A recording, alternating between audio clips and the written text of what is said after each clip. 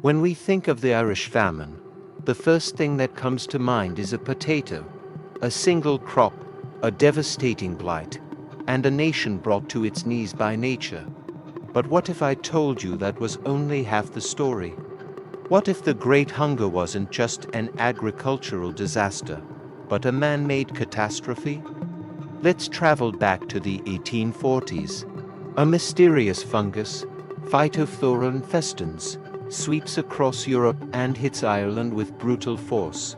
The potato, the staple food for millions of poor Irish families, turns to a black, inedible mush in the fields. The first harvest fails, then the next, and the next. Panic sets in. But here's the shocking truth. While the potatoes rotted, Ireland was still full of food. Fields were still green with wheat, barley, and oats. Pastures were filled with cattle, sheep, and pigs. So why did people starve? The answer is as simple as it is horrifying. The food was being taken away. British landlords and merchants continued to export vast quantities of grain, livestock, and dairy products from Irish ports, sometimes under armed guard. Ships loaded with food sailed out of harbors while on the shore. People were literally dying of hunger. The problem wasn't a lack of food in Ireland, it was a lack of access to it. The prevailing British economic policy at the time was laissez-faire, a hands-off approach that prioritized free trade and property rights above all else. To the government in London, interfering with the export of food was an unthinkable violation of economic principles, even if it meant saving millions of lives.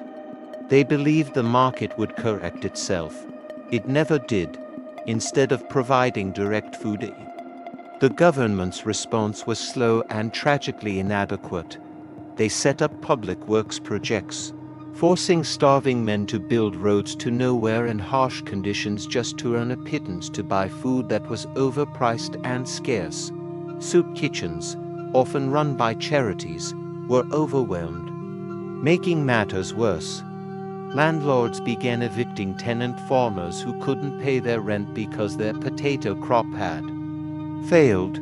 Entire families were thrown out of their small cottages, often in the dead of winter. Their homes were frequently demolished right before their eyes to prevent them from returning. Imagine being sick, starving, and having the only shelter you've ever known torn down. The roadsides became a landscape of despair, filled with desperate families, wandering skeletons, and the unburied bodies of the dead. For many, the only hope was escape. Over 1 million people crammed onto what became known as coffin ships to flee to America, Canada, and Australia. These voyages were ordeals of their own, overcrowded, unsanitary, and riddled with disease. Many ships saw a third of their passengers die before they ever reached a new shore. They were trading one nightmare for another, gambling with their lives for a slim chance at survival. By the time the blight finally eased in the early 1850s, the damage was catastrophic and permanent. At least 1 million people had died from starvation and disease. Another million had emigrated. In just a few short years, Ireland's population dropped by nearly 25%. The country was left scarred, depopulated, and deeply traumatized. The Gaelic language, the culture, the social fabric, everything was fractured. The Great Hunger was more than just a famine.